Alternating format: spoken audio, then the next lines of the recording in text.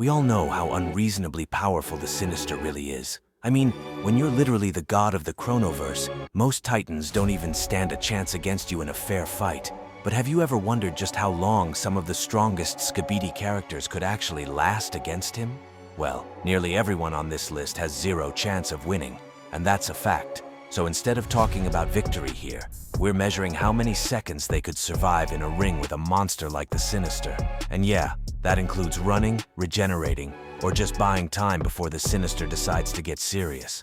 Well, except for the last guy on this list, but you gotta stick around to find out. Keep in mind that all characters here would have to be in their prime, and just for the sake of the video, we had to remove Sinister's time stop ability in order to actually measure the seconds. And with that out of the way, let's get right to it. Starting off with some of the weakest candidates, we've got the Zombie TV. Now I know what you're thinking. Why would a zombie even stand a chance against the Sinister? Well, this one is quite different. Not only does he rank among the best TVs in the entire fandom, but he's also got a crazy skill set to show for it. This TV was able to take on Jimmy and the Siren Titan in a three-way battle. And although that didn't really end well, one thing was certain. This guy doesn't go down easy. He got knocked out a couple of times and still kept fighting. With durability like that, he might force the Sinister to put in a little effort. Also, don't forget the zombie's massive trump card, the infection ability, which would actually come in handy. But regardless of all this, we all know how the Sinister fights. Him holding back was enough to ragdoll our Clock Titan. So what do you think would happen to this TV? Anyway, based on the TV Titan's durability and skill, I'd say he'd manage 30 to 40 seconds at best. Unless the Sinister decides to go on a yapping session, then it could last a couple of episodes. Up next, we've got another TV Titan, the daddy himself, Watchman of Doom. You see, unlike the previous TV, this one's got some crazy attacks going for him. He doesn't just fight victims, he bullies them. So we can't expect this one to disappoint. The OG TV Titan in his newfound state has access to this broken subscribe button, and he wants you all to click it. So go on, do it. But seriously, he's got weapons like the plasma cannon with crazy attack potency, an energy shield for defense, and the most destructive of them all, his Doom Blade, capable of one-shotting certain characters. All these combined make him one hell of a threat in his series. But sadly, that wouldn't matter when you're up against the god of the Chronoverse. The Watchman might be able to land a hit if the Sinister is feeling generous, but as we've seen, basic clock powers can reverse any physical damage. So yeah, this is just gonna be another bully for the Sinister, and it all ends in 20 seconds. Moving on, we've got the Battle Armor Speaker. Yeah, finally someone to give our guy Sinister a proper warm-up. Being the strongest speaker as of right now, the Battle Armor Speaker has a lot going for him.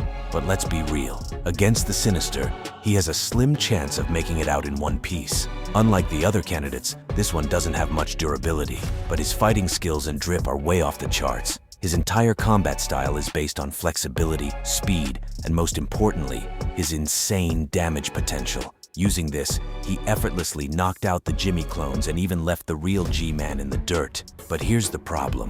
Sinister is not G-Man.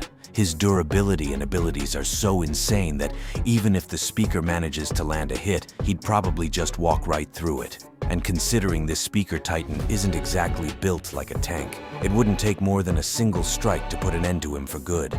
If he gets incredibly lucky, he could last 60 seconds. But let's be real. Sinister doesn't do luck. Let's up our game a little with the Counter Titan. Yeah, one of the broken ones. This guy is the definition of built different. In the Skibidi Multiverse, he's been making waves. And don't even get me started on his abilities. The Counter Titan can copy or mimic any weapon of his opponent, together with their abilities. Meaning, if you're someone like the Rockstar Speaker who uses his guitar as a primary weapon, the Counter could replicate that feat. And that's just crazy when you realize the more enemies the Counter takes on, the stronger he becomes. Yeah, the Sinister is definitely gonna feel this guy's presence. The Counter Titan doesn't just look good on paper though, he's got tons of feats to back that up. Like when he completely violated both the TV and camera at the same time using their own tech. However, in recent episodes, the Counter now has a pretty cool skill that could come in handy: intangibility. Basically, it lets any attack slip right past him. That could theoretically give the Sinister something to worry about, as he might not be able to land any hits. So, with all that in mind, I believe the Counter Titan would go down at the 1 or 2 minute mark. Moving on, we've got the Siren Titan. Yeah, this guy is basically the Counter Titan, but even more deadly. Because while the Counter copies your abilities, the Siren steals them for a short period of time, leaving his opponents powerless. Damn, guys like this could turn the tables in a matter of seconds. The Base Clock Titan was his first victim, but if you look closely, he wasn't in his best shape for the Siren to pull that off. So he would have to get the Sinister weakened to that point first, which is almost impossible.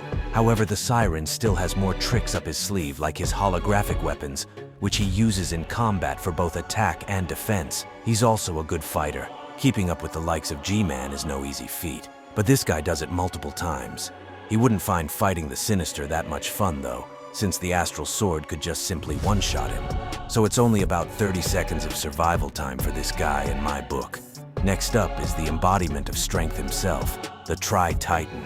Yeah, in terms of physical strength, no one beats this guy. I mean, we've got him tossing Titans around like candy, so good luck trying to replicate that. He was able to take on the Toilet Emperor multiple times and leave him in the dirt in every fight. Even when the Alliance's best fighters, the Computer and TV Titan, teamed up to stop him, the Tri-Titan still violated them with ease, but it doesn't stop there, as this guy went on to destroy both the Orange and Pink Triadians simultaneously. These beasts are of the same race, same size, but against the Gravity King, it doesn't really matter. Basically, the Tri-Titan is that one character who could 1v1 the Sinister and managed to give him a good fight. Both of these guys are the strongest in their shows. They both have swords with insane attack potency, and their speed is quite relative. But when it comes to abilities, I'll have to hand it to the Sinister, no doubt there. For fighting skills, the Tri-Titan got that one in the bag. Then durability, the Gravity King still takes it as well. However, the Sinister still wipes the floor with him regardless. But I'm leaving this one up to you guys. Tell me in the comments, how long do you think a monster like the Tri-Titan would last in this fight?